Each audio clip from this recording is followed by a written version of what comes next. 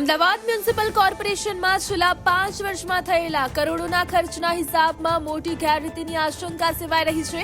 શહેર કોંગ્રેસ લઘુમતી વિભાગના કાર્યકારી પ્રમુખ એડવોકેટ અતીક સૈયદના જણાવ્યા અનુસાર 483 જેટલી મહત્વની ફાઇલો હજુ સુધી ઓડિટ વિભાગની તપાસ માટે સોંપવામાં નથી આવી, જેમાં વહીવટી તંત્રની ભૂમિકા બેદરકારી સામે આવી છે. ઓડિટ વિભાગે આ ફાઇલોને નહીં મળેલ રેકોર્ડ તરીકે જાહેર કરી છે, જેનો અર્થ છે કે કરોડો રૂપિયાના કામોનું કોઈ સત્તાવાર નિરીક્ષણ થયું નથી. તો સાથે ડેપ્યુટી મ્યુનિસિપલ કમિશનરોને વારંવાર લેખિત જાણ કરવા છતાં આ રેકોર્ડ રજૂ કરવામાં આવ્યું નથી, જેને લઈને પારદર્શિતા પર સવાલો ઉભા થયા છે. પ્રજાના ટેક્સના પૈસા ક્યાં અને કેવી રીતે વપરાયા તેના ઓડિટમાં વિલંબ થવો એ સીધી રીતે શાસન પ્રણાલી સામે શંકા પેદા કરે છે, જેને લઈને કોંગ્રેસ દ્વારા માંગ કરવામાં આવી છે કે અધિકારીઓ કે કોન્ટ્રાક્ટરો આ ફાઇલો છુપાવવા અથવા વિલંબ કરવા માટે જવાબદાર છે તેમની સામે તાત્કાલિક પગલાં લેવા જોઈએ અને મેયર અને મ્યુનિસિપલ કમિશનર આ મામલે મધ્યસ્થી કરી યોગ્ય તપાસના આદેશ આપે.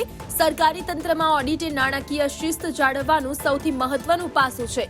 જો આટલી મોટી સંખ્યામાં ફાઇલો ગુમ હોય તો તે માત્ર વહીવટી ભૂલ નહીં પરંતુ આર્થિક ગેરરીતિ તરફ નિર્દેશ કરી શકે છે.